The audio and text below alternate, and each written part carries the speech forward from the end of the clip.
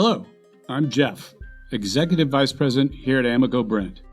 Over 100 years ago, my grandfather founded Amoco. Today, my brother and I carry on his legacy. Our team works diligently to bring you the best clays, glazes, equipment, and more for your studio and classroom. This week's episode is brought to you by Amoco Brent. Please find your favorite Amoco or Brent product at your local distributor today. Thank you for choosing Amoco for all your clay and glaze needs. Today's episode is brought to you by the Rosenfeld Collection of Functional Ceramic Art.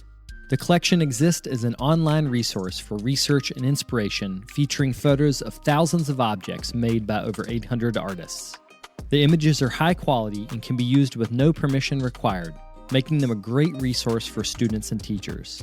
To find out more, visit rosenfeldcollection.com.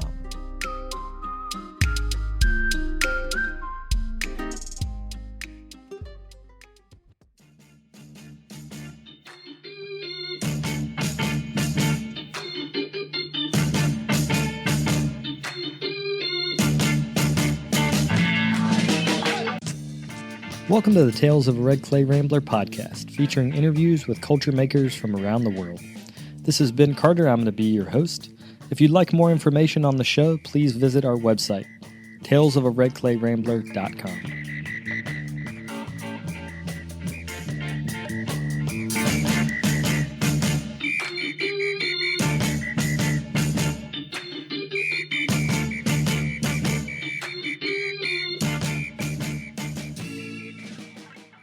Welcome back to episode 470 of the podcast. Thank you all for tuning in.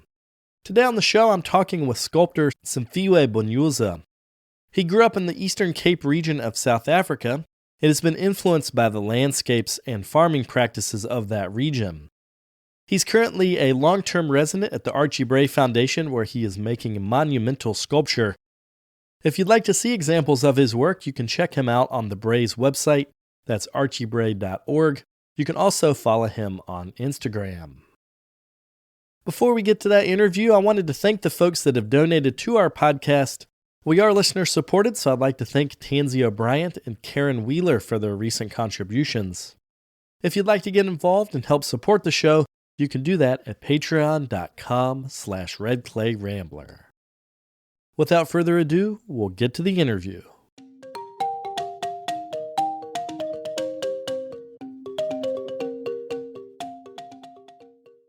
So let's just start talking about where you grew up. Where are you from?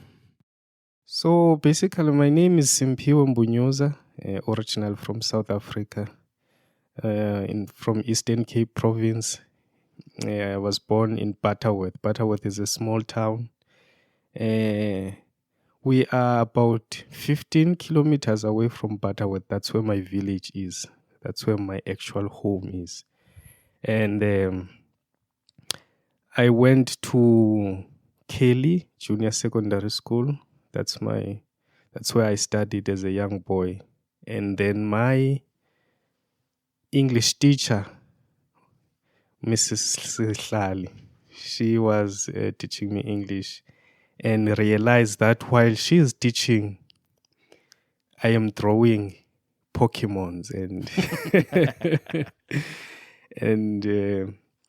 I was inspired by one of my friends, Busiso Fedman. He used to draw wrestling fit guys.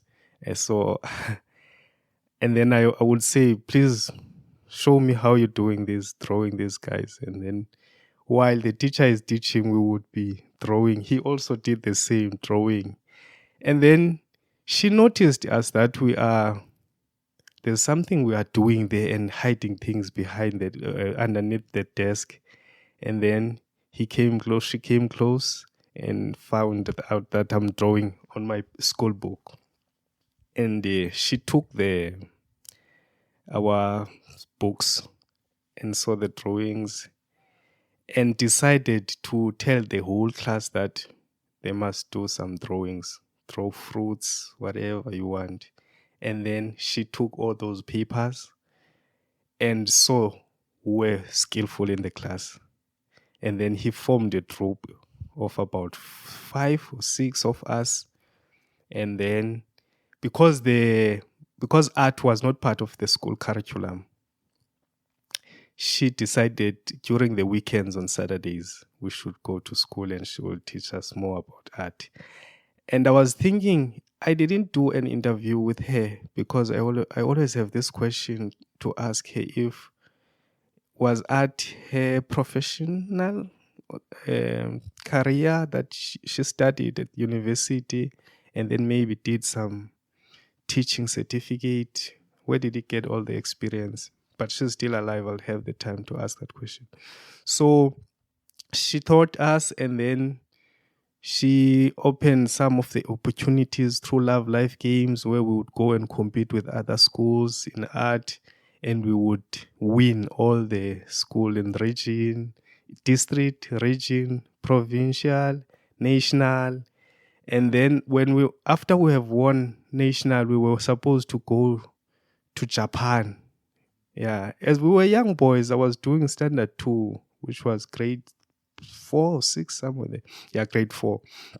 So apparently, because we were too young, they chowed our money to travel, so we didn't know about anything. And then after that, I went to Msobomvu high school. There was no art. I did it at home, just painting, drawing. And then after I graduated, I went to Walter Sisulu University. That's where I studied fine art and was introduced to ceramics, printmaking, art communication, and other disciplines. And I fell in love with ceramics because as young boys, we grew up going to the riverbanks, looking for livestock, not to go to the fields and eat corn there. So, and make cows and make horses with clay. That's the only thing I knew about clay. But when I got to Walter Sisulu University, that's where they taught me more about ceramics, and I fell in love with it. And first year, second year, you had to carry some of the disciplines with you, but the third year, you have to choose one. It's either painting or printmaking. I chose ceramics, and then I ran with it. And then I did my diploma there at Walter Sisulu University, and I did my BTech. And then after that, that was 2015 when I was done 2015 January, I went to Cape Town with a bunch of pieces that I've made to introduce myself in the market and in the galleries, because Cape Town was known as a tourist area, city. That's where I tried to pave my way up and connect with galleries. Some rejected, some accepted, and then 2017, I got an opportunity to do a residency in France, in Eveloris, which is in France. And that was after Undiscovered Canvas, ran by Nomaza Nongunga. She connected with me and we did a show in France. And after that, I applied for the Eveloris residence and I went back to France. And I did the residency. We were about 5. In one of the 5, it was Stuart Asprey. He was from Oklahoma. You know him? I know of him, yeah. Yeah. Mm-hmm. So we were both. It was me and him were males, and the other 3 were females.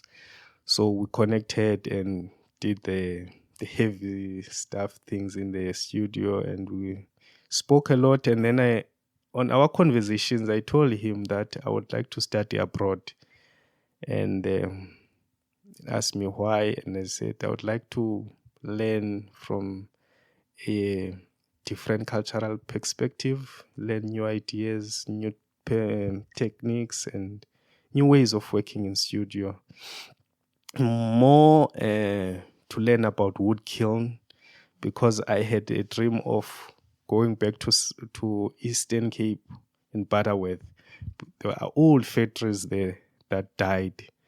I wanted to kind of go back and use those spaces for studio, run in the ceramic industry, where we would make cups and plates and all homeware. So I said, electricity and ESCOM in South Africa, there's an issue. It will be an expensive exercise for me. So maybe building wood kilns and fire with wood would be cheaper. So I want to study those things. But I realized that wood kiln uses a lot of wood. And I understood very well that because here in USA there are lots of forest, there are lots of wood. Unlike there in South Africa, you'll apparently have to go to the forest and there's not enough. And in some forest you are not allowed because someone is doing his business, planted the trees. So I thought, no, it's not going to work. The amount of wood is too much. But there are other things I've learned a lot from people like Jamie, Stuart Asprey, Doug Caspier, and it helped me to grow. And then that's how I came to USA. So so Stuart said in that I should apply in one of the university in USA and consider applying at the University of Oklahoma. Then I said, okay, sure, it's fine. And then I didn't apply until the deadline. He always kept sending me emails asking me, did you send the application? I think he saw that I didn't apply. So it was kind of reminding me, do apply. Then I applied last minute, and then I waited and I got accepted. After I got accepted, I thought of this, how it happened. I thought, oh, in France, when we were in that conversation, Stuart was interviewing me in a way. You just didn't know. I just didn't know that it was an interview. So I got accepted, and because I worked with him in studio, he recommended me also, I guess, to his community there at the university. And then he made sure that I get a bursary to study, pay for my tuition, and I got a GTA. So I would teach and earn a little bit so that I can have funds for living. So I went there. That's how I got there. And then I finished 2021. Just before I finished, that was 2020. Steve Lee, here at the break, we spoke, and then he also spoke with Stuart. That maybe I should apply here for my, after graduation, I can come here and do some residency. And then, I did, and then I was accepted. So 2021, after my MFA, I was supposed to come here, but because of COVID, I didn't. This is how I got here at the Bray, and I arrived here 2023, January, and it's been 4 months now. And it has been a good time for me here at the Bray, working in studio around other artists that are professional, and then the community, kind people and helpful in many ways. And they introduced me to their Archibald community and kind of like exposed me even more. Some people didn't know about my work. They know, interested to know more. And I've been dreaming of getting here because I've known them for a while through Instagram and seeing the big kilns. They were even bigger when I was young. And then that gave me an opportunity to express myself even more and challenge myself even more in terms of my scale in my work, because now there's this huge kiln. So I took that opportunity and I'm using it and I'm making some large sculptures, challenging but helping me to grow my skills and reveal some of my artistic abilities that I didn't know of. And so far so good at the Braai. It's been a very good opportunity for me and a blessing. Well, we'll come back and talk about your time here a little bit later, but I wanted to hear what you thought about coming to Oklahoma. You know, from South Africa to Oklahoma, was that a lot of culture shock? Like, what was it like to be in the middle of the United States after not being here before? I think some of the people like my wife and the family members and friends, they say that I'm brave and I'm strong mentally, because for you to be able to go to a place that you don't know of, you've never been there, you don't know lots of people, you only know one person that you've met for 1 month, and you don't know how things will work there, and you're alone. That needs someone with strong mental uh, ability to stand under any conditions and survive. So I think for me it was not that hard, but it was hard at first, that I said, hey, maybe I should go back home. Um, but if I go back home, I will always be running away from challenges. But I stood and finished what I started, and it ended up, it was just after 3 months I was okay. I adjusted and became strong to carry on with my MFA. I think I was teaching, working in studio for my MFA and other studio duties.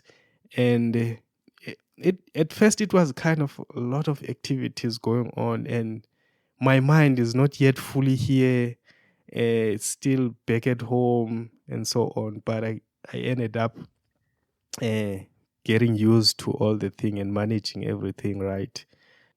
When you came to Oklahoma, were you making sculpture already? Yes, I've made at Waterloo University. They teach you for first year. They teach you how to make cups and plates and sauce, all those things, and then second year they teach you sculpture. So I started Walter Sisulu making sculptures, and then third year, when you choose ceramics, you will deal with sculptures right through. So I've been making sculptures, and then when I came to OU, I did the same thing, made sculptures, and it was good because I had people with experience in the field, so they would challenge you to move, yeah, to move, come with ideas, move, don't make one thing, move, yeah. So and for me, they had a big kiln. It was big, and until I made some sculptures, and then I ended up being small. Bigger kilns for me helps me to be able to implement some of the ideas that I have freely without worrying of controlling the scale, you see, because when it leads me to where it wants to go, I want to be flexible to allow it to go where it wants to go without being limited by size. Yeah, so. Can you talk about the connection in your work between the land and the Eastern Cape? Because you were showing me that map yesterday that's looking at fields from like an aerial photograph. And then can you make that connection between where you're from and then the way you build and surface the sculptures you make? So basically, the landscapes that I've showed you are the fields, old fields that were being plowed by our grandfathers, mothers. So back in the days when there were no electricity, Xhosa used to have lots of cows. They would use those to plow the fields, plant corn and other different things. And I kind of like admire and preserve the culture that they crafted it through their day-to-day activities, and the difficulties they went through and the ideologies they implemented to overcome certain challenges of survival. And I take those and put them into my work, because it forms part of my roots. It's part of my roots. It's their identity, which is my identity, where I am from. And then it was mostly practiced on my mother's side in Aidutjwa, which is about 40 kilometers or to 50 kilometers away from Parawet. That's where my mother's side are real Xhosa. On my father's side, we are Ngamamfengu, Amaqoboka, meaning Amaqoboka, they are those who, some were converted to Christianity, some became educated, so they lived a little better life than the real Xhosas. Maybe not better, it depends how you define it. So I've lived in both sides. That's why this side. That's why I ended up going to school and sticking to school, because in this my father's family, my grandmother was a teacher. They are quite educated, so I had to balance. From my mother's side, they are more of raw Xhosas. They don't go very far with education, but they are deep rooted in their culture. So when I go there and visit, that's where I would experience more of my culture as Xhosa. And we would go to the fields with my grandfather to plow. We would go and look after livestock, not to go to the fields to eat corn, what is planted there. That was not long ago. That was during my time as a boy. So in some area there was no electricity in the villages even by then, but it was closer for the villages to have electricity. So I kind of like capture those memories of my childhood and experiences of my culture. It's not practiced now in some areas, so it's like more of a, in some areas they do, but now there's this Western way of doing farming, and there are tractors who go to the field, you pay them, they plow for you, and so you no longer take cows, most people. So yeah, and I am trying to raise the power of a woman in those landscapes of fields, because back in the days they were the ones who were mainly working on the fields, because our grandfathers were taken to the mines to work in the mines. They went to work in the mines in Johannesburg, and they left homes with their wives to take care of everything, and they were the ones who would go to the fields and do all the hard work there. So it's kind of like, and brings out the strength of a woman. They had to look out for everything, the family, the kids, and everything. The machine should keep going. That's why my work has the nipples of a woman. It's to honor them as well. And some of my forms are like a female form, yeah. So I kind of like bring all those elements into my work, throw everything there, even the colors, they are African, but they are not just there because they are bright. Some have meaning, some symbolizes happiness, peace, because back in the days, during those times, your family was my family. If I arrive at your home, I am welcome. I am part of the family. You're not afraid of me. I can't sleep without having something in my stomach. I can go anywhere in the village and have food. It was nice. It was beautiful. When you see someone at night, you don't run away from them. It's a human being. You go with them. But today, you run away from people in the villages. They might do something wrong to you. So yeah, it was some colors that are bright that I'm introducing. They symbolizes a healthy culture, people of peace, people of love.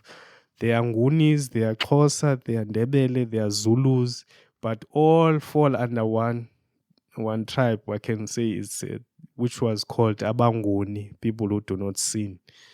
Yeah, they were right, good people who lived a peaceful life. Yeah.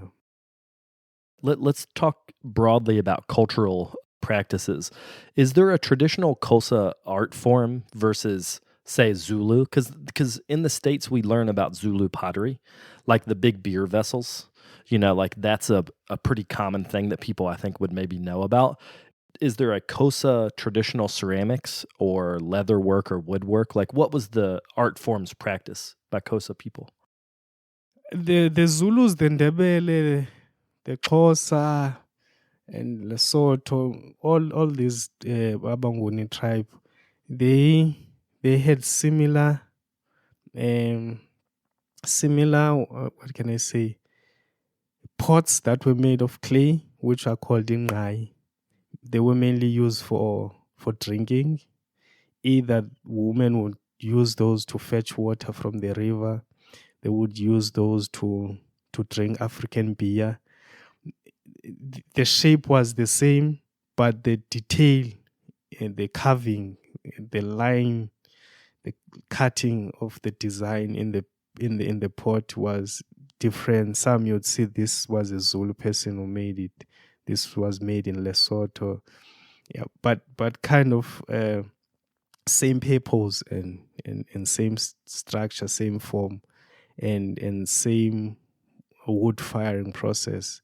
And some would, the Ndebele would use oak to paint it with red oak, the designs in it. Yeah. So the Xhosa ones were also more like wood fired, smoked fired. Those were, but the detailing in them, maybe they were similar or slight different, but more the same.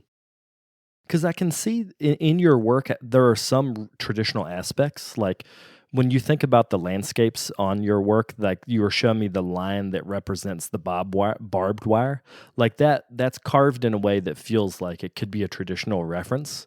But then when you back up from the sculptures, they're really massive vessels, we should say. They're like, some of them are 6 feet, tall. They fill up your vision. But when you back up from them, they almost look like a contemporary painting. Like the feeling is not, it loses the traditional aspect.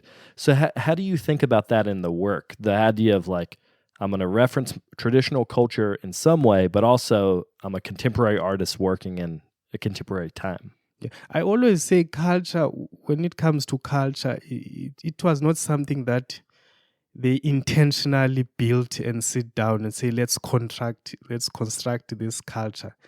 They formed culture based on the ideas that they implemented in trying to solve problems that they were facing.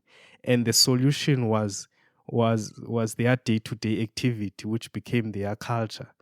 So for me, it's not really my culture, but it's my background. The problems that they face, I do not face, and their solution are irrelevant to me. I won't use them because I'm not facing their problems. So I can't really follow exactly the culture that they constructed, but I can be inspired by it and present it in a way that suits the level of my creativity and intellect, how I see things, and I can't be really backwards in my artistic implementation. I have to be contemporary because I'm growing, I'm living in these days where it's a different world than the world they lived in. They might have had serious skills at the time, but the tools, the things that I'm exposed to, they didn't have, that could have improved their work and made it even more better, or it was better, but even more contemporary. I don't know, I think so. They didn't have glaze, they used oak. They would go to the river and get oak to paint, and you can see they used one in the same color, which is dark oak. That's why I use manganese, because we are the people of the soil, the Xhosa. They would even smear the oak on their faces as a form of adorning, and also to prevent the sun heat, I think so, because they were working a lot outside, and that was part of, it became their culture. So I think, yeah, I don't want to really lose the taste of my culture in my work, but at the very same time, I don't want it to be backwards. It should be contemporary, fit my time today. Can you talk about the relationship between line, like say that barbed wire line that shows up in the work, and then texture? Because often you'll have like sections, like let's say you have a 6 foot tall sculpture, there'll be a diagonal pattern of triangles or rectangles, something that references the landscapes, but they're divided by line, by texture, because a lot of times it almost look like tilled soil, like you'll put lines very close together, but then over top of that, it's color. They're big blocks of color. So how do you think about that line, texture, color? Like, how do you make sense of that in your mind when you're working? When you look at the landscape from a distance, for instance, if you are at a distance and you see a forest, it looks like it's one thing, but when you get closer, it's tree standing on its own. But at a distance, it's just one green landscape with a pattern, or just a nice design that you see of a forest. But getting closer, you see the detail of the forest and what's happening there. So looking at the fields from a distance, it's like one brown hectare, and the other one is lighter, and the other one is green, the other one is brown, depending the season and the corn and so on. At a distance, it's just one plain thing. And when you get closer, you can see the actual details, what's happening there. So when I paint them or put them in my sculpture, some have details, some don't have details. It's like a field when it's just plowed. That's a different detail.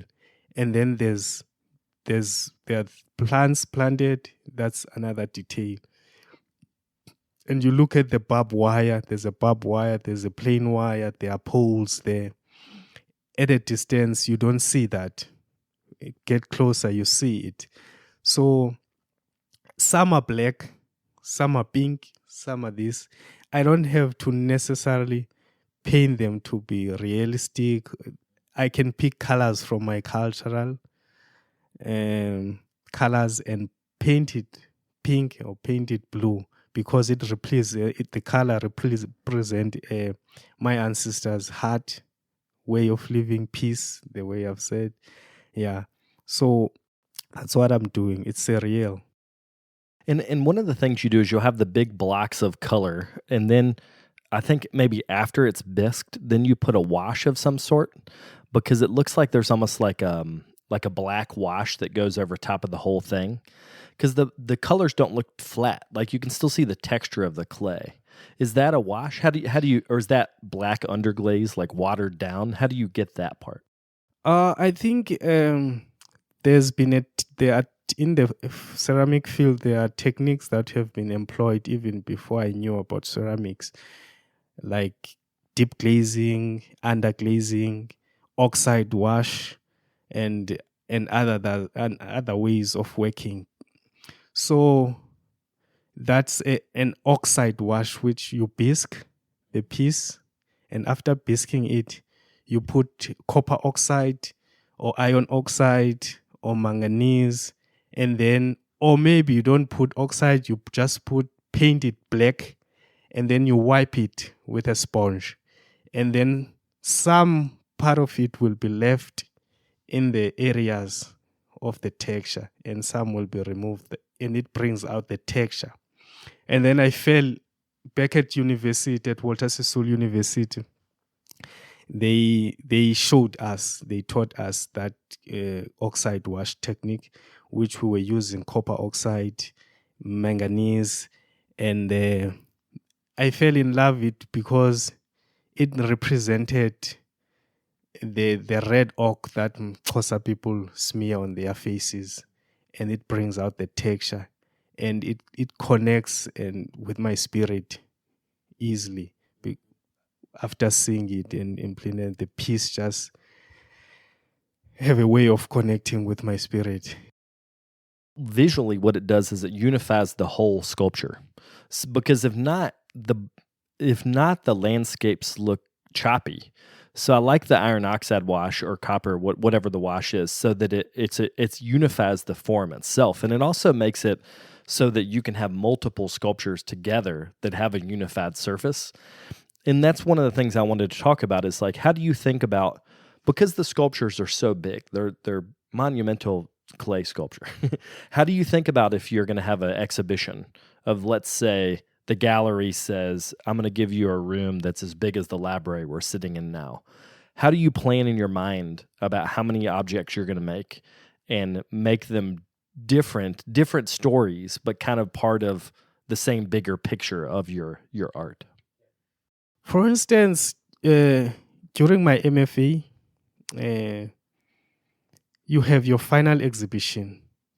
So I was working on my theme, which was based on cognitive dissonance between ancestral spiritualism and Christian religion or spirituality, where I find myself caught in between the two, being a Christian and being an African who practice his culture and traditions.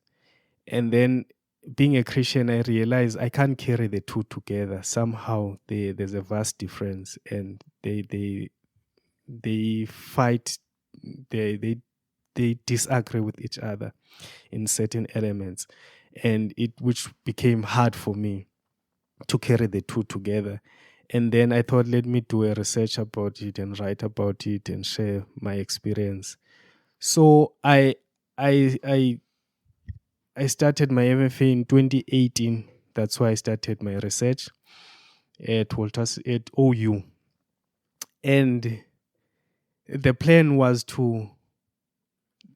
the church will go to the actual building, which is the church. And then in my culture, the kraal is more like a church. That's where you go and contact and connect with your ancestors, talk to the kraal gates, and share whatever you want to share with them. Unlike going to church, that kraal was our church. So I had those two, and then I ended up doing my midway thesis exhibition, making a kraal. That was to show my community at OU, the professors and everyone. It's a mini exhibition that you share the idea of how your final exhibition will be. That was 2020 February. So where I made a kraal, and then I shared the experience, and then I made some graves that we bury a person, and then we go to the kraal and talk to our ancestors there. It's more like our church. And what's the word? Corral? A kraal, it's a livestock where you... Yeah, right. Yeah, okay. kraal. And okay, that's interesting. So that's almost seen as a community spot because the animals would come, the people would come. Yeah. Everyone comes to the corral. Yes. And then I made that mini kraal inside, putting it's having the cow dung and so on. So I put everything like that, and we installed it. And for my final exhibition, I made big sculptures. bigger than the one with the midway thesis, that I did a very big kraal, round circle of a kraal outside. That was my MFA. So when I'm making these big sculptures, it started at OU that, MFA, it's an installation exhibition. So I had to make an installation for my final thesis. So the plan while I'm making, I already know that they are going to be outside and they are going to form one big piece of an installation, you see. And each piece there was representing my ancestors, how I imagine them when I'm in the actual kraal at home doing a ceremony or whatever. I can sense that they are around. It's more like when you are in church, you can sense maybe there are angels here in the room. Yeah. So in the kraal, when you're in the kraal, maybe you can even, if you know some of the people who passed away that you lived with, you can maybe have a vision of them being around us in the kraal. So yeah, that was basically about that. So even here, when I'm making these big sculptures, I am thinking of an installation and how they will look in my installation. I was in Israel in 2022, and I did an installation which was the cows that were from the fields pulling a sleigh. It's more like a cart that we use made of wood from the fields that was used by our ancestors. Yeah, they would take cows and in the wood cart to go to the fields to plow or to harvest. So I did an installation like that. And it's more like I'm switching from this installation to this installation. So even now I have an idea of an installation for my large sculptures, depending where I'm going to exhibit and if we agree when I discuss with the gallery if we can do it or not. Yeah, but I always, since university, I ran with the installation ideas. It's interesting, when I came to your studio yesterday, you were talking about how like you need to send some of these sculptures off so you have more room to make more sculpture. Mm-hmm. Yeah. Because when you're making multiple 6 foot tall or like 4 to 6 feet in that range sculptures, there's some practical things like how do you keep them in the studio? Most things are on a cart, so you can move them around. And then you had a really big sculpture that was kind of over on the side that you would put on a pallet jack that you could move that around. But how do you, like visually, when you have something that big, you can't take it out of, like when you're working on one thing, you're always seeing the other thing. So how do you think about when you start a new body of work, like you're starting fresh, new idea, do you take all the old work out of the studio? Like, how do you not let the old idea get into the new idea? Interesting question, because at OU, I would make a chicken farm. That's another story behind the chicken farm. And then I was stuck there, not because I couldn't do something different, but it's more like I got here and the art world really loved the chicken farm. And then I just felt like making more of selling. Yeah, it helped me. So they realized that, no, man, are you taking one and the same piece from the kiln? Because each time I offload the kiln, it's like it's one and the same piece. Even the colors, though, are different, but the form, it's one thing. So they had a meeting with me to criticize me, constructive criticism, to say, no, shift. We don't want to see this shape anymore. It's like copy and paste. You're doing one and the same thing. We don't see growth. You should do something different. At that time, this what you're asking actually happened, unaware that having these chickens around me are like, I feel like I'm stuck in this shape all the time. So I don't want anything around me. So I sent out all those chickens, and then they threw away. They said I should take my away my. I was using another mold for a round base. Throw it away. Just work raw with coil. Build something. Don't use any slab and molds. Sure, I did some sculptures which were different from each other. So here, I think also the issue of a kiln, somehow maybe I made an excuse of a kiln that I have ideas, but the kiln is not big enough. I can't implement them. I will have to make them small, and I don't want to. When you make something small, you have to control it too much. But when it's big, it allows me to be free and just freely make it without being limited by space and heights and so on. So here, each piece is quite different from each other in the shapes. They are a bit different from each other, and which I love, and I don't plan that this one should be different from this one.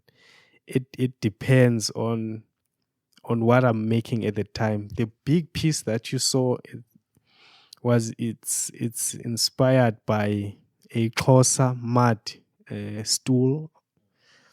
My grandfather, in his house, he had a Xhosa mud stool which is attached to the walls of the room.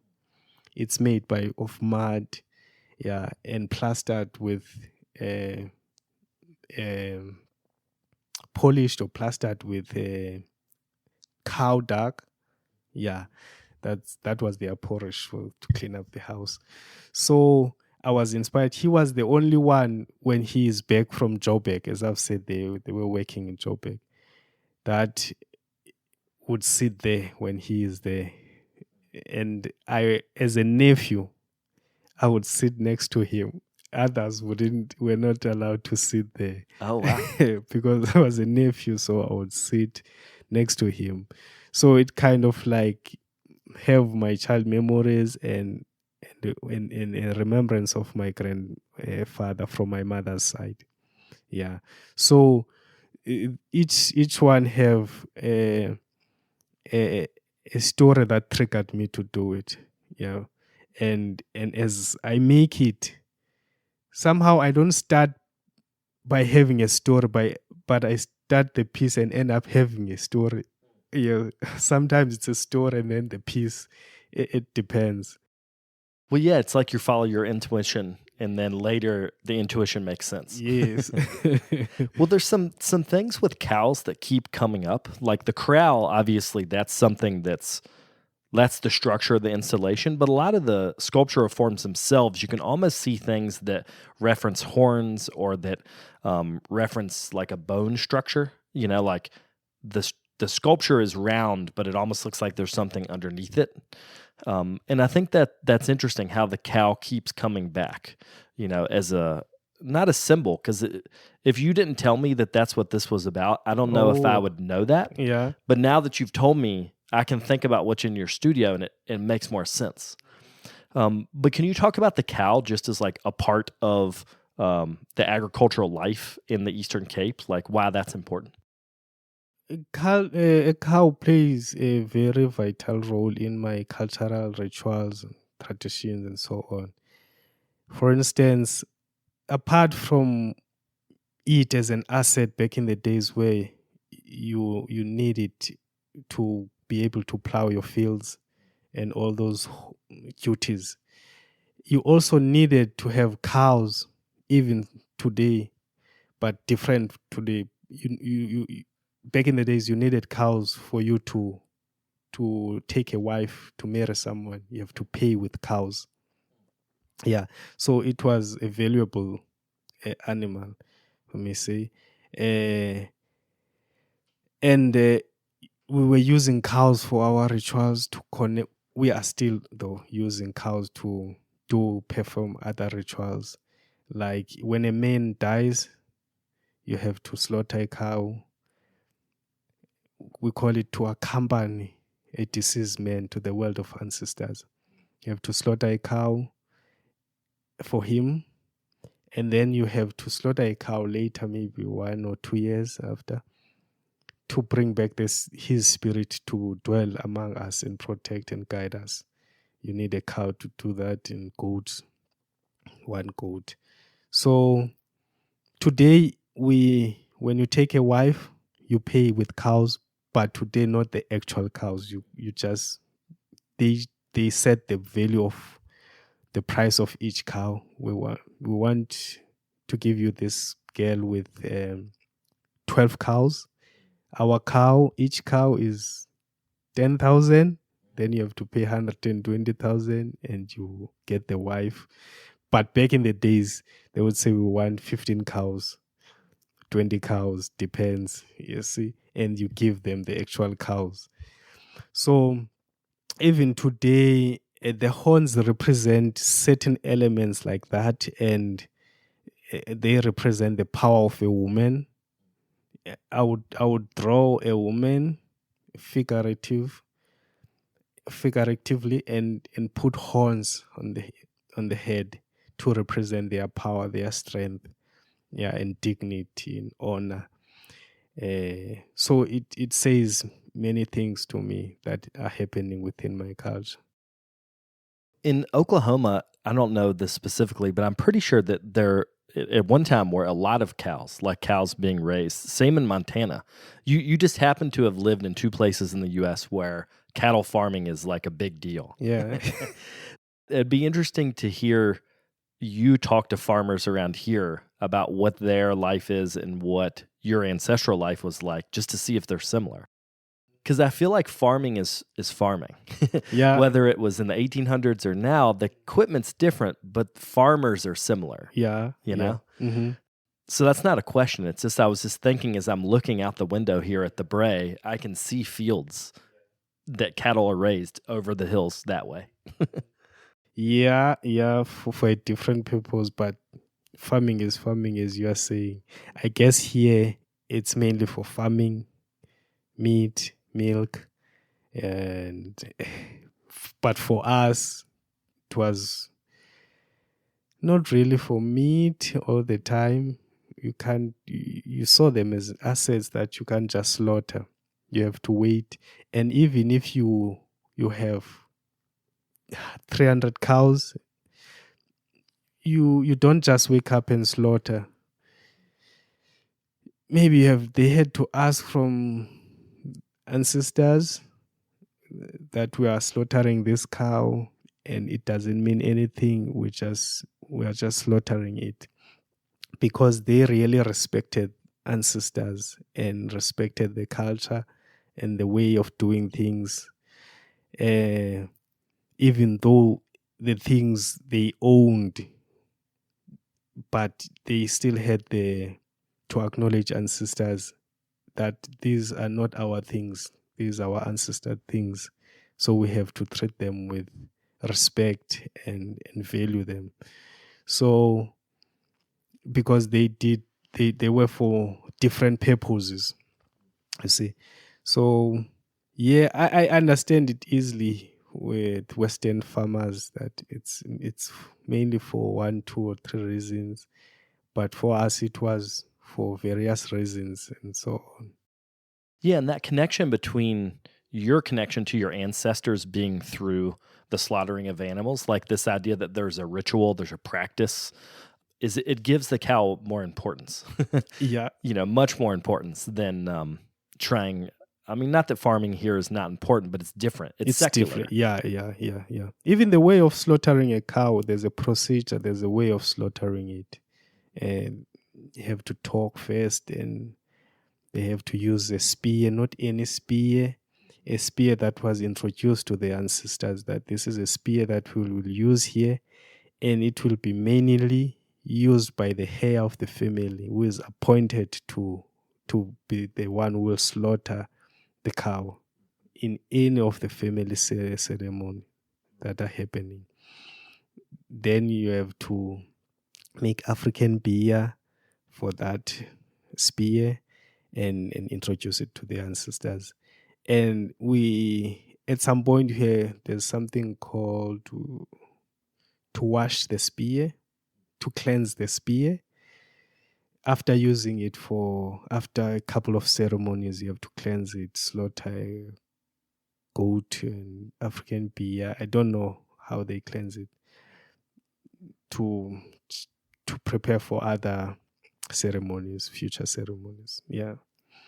So yeah, there has been like a way of doing things even back in the days, even though they may not be really following exactly. Yeah, so you've lived now in the U.S. for a couple years for grad school. Then you went back home and then came back. How do you think about staying connected to your sense of self? Because like if you're at home, you can talk to your grandparents, your parents. Like there's this sense of family connection there. But when you're physically distant, when you're across the world, like how do you stay connected to yourself and to your sense of tradition or not tradition, but like I lived in China for a long time.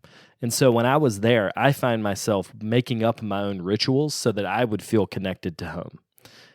Do you feel like you've done that here in Montana? Yep. I think it's the spiritual connection. You have a spirit of your ancestors that lives with you, dwells in you, guides you. Even in Christianity, they say there's one angel you walk with wherever you go. So even in our culture, you walk with your ancestors. And having them, you have to be a person with clean heart. You have to be good so that the spirit can be able to dwell with you. Otherwise, if you're not, you will be alone and you end up not focusing on what you are here for because there's no spiritual guidance that is with you that helps you to perform certain things, focus on certain things, and be with you and remind you who you are, just to guide you in life. So I think that's one of the important things, that being spiritually connected with your ancestors wherever you are, it will help you to know who you are. And whenever you are being challenged or to do things that are not okay, they're always there to guide you and control you.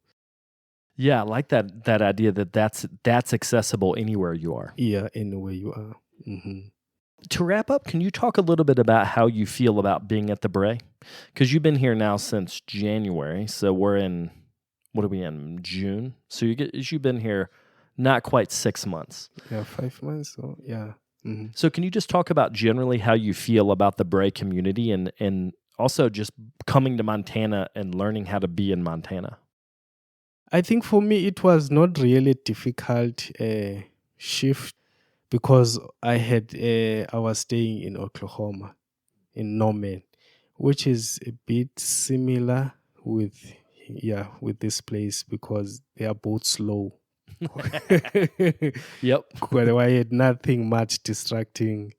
If you're just strong to mentally, you will be able to survive here longer.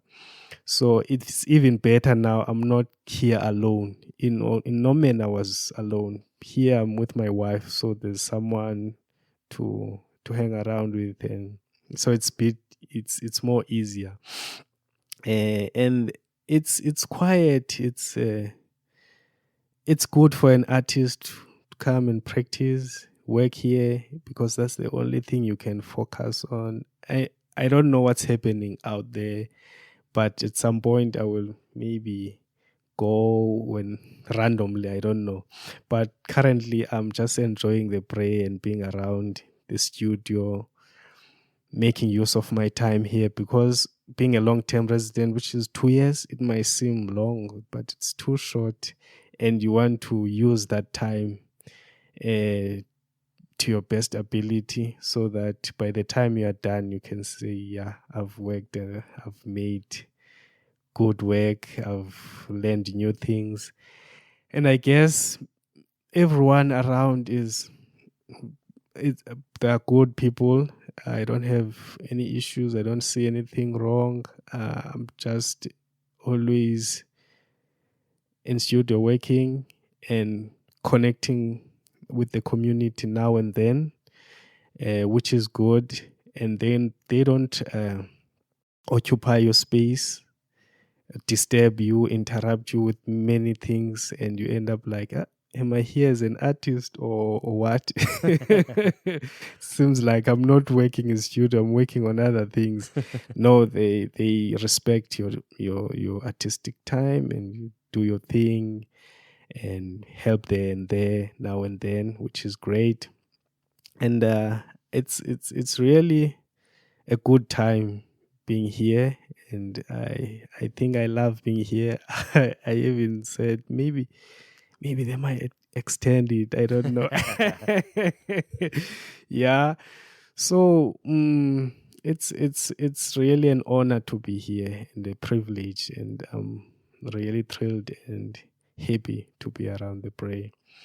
It's connecting me with many people, even people that I haven't met yet, but through social media, they see, they are aware, they are following, they are hoping to see the work one day. Some do come and contact me on Instagram. They arrange to come to visit us. Oh, that's great. Yeah, to see the work in person. Some have been following, and now that I'm in the Bray, they really want to come and see. And some I didn't know, they didn't know me, but the Bray exposed me to such people. And now that the summer's here, a lot more people will come. Like, especially in July, there's going to be a couple events here that you'll start to see tons of people coming to your studio. I guess you guys have a slightly different system because you have open studio nights where people can specifically come and talk to you. But you'll just start seeing people around campus. Like people from Helena come out to take pictures. They come out. It's interesting how the Bray, for some people, is not an art center. It is more of just a cultural center. So like here, I don't know if you saw this spring, but a lot of students often will come out here really well dressed, and they'll take their like prom picture. It's like a dance that they have at the end of the year. Okay. Did you see anyone taking pictures? Because that, when I was here, we would see that all the time. I've seen people coming, or most of the time they do come and look at the Bray, and some were driving to somewhere, and they thought they should pass and see what's going on. Yeah, I've seen quite a number of people. And even some, I would open the door for them because I see, there are people in the window checking what's happening. And then I would go and open the door and tell them they can go to my studio. Maybe not go to other people's studio because they might not like it, maybe because they are working. Some people don't want to be disturbed. But to my studio, I always bring them and say, you can have a look and see what's happening in the Bray. Yeah. I think this is probably a good place to wrap up, but can you leave your social media so people could follow you if they would like to? Oh yeah, I'm on Instagram as Simphiwe Mbunyuza. You'll find me there. And also on Facebook as Simphiwe Mbunyuza. Those are my main social media pages. Yeah. On Instagram, you might find a couple of my pages, but for ceramics, any of them, it's okay. Well, thanks so much for doing this. I really appreciate it. Thank you very much. Thanks.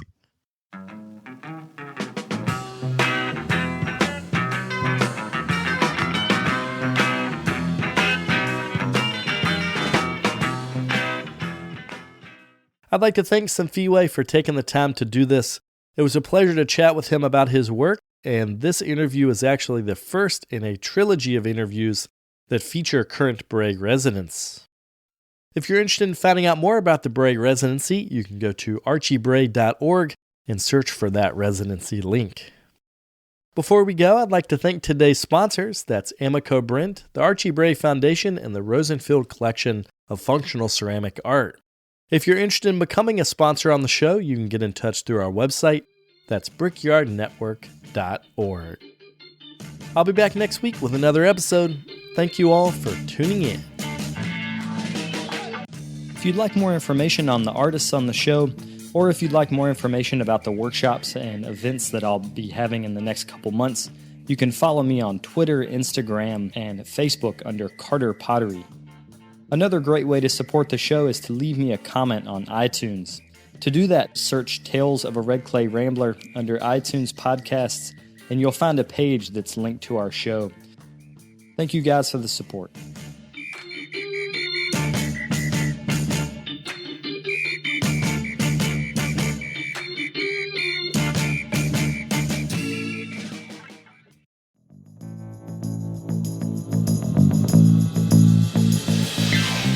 This podcast is a production of the Brickyard Network, an extension of the Archie Bray Foundation for the Ceramic Arts.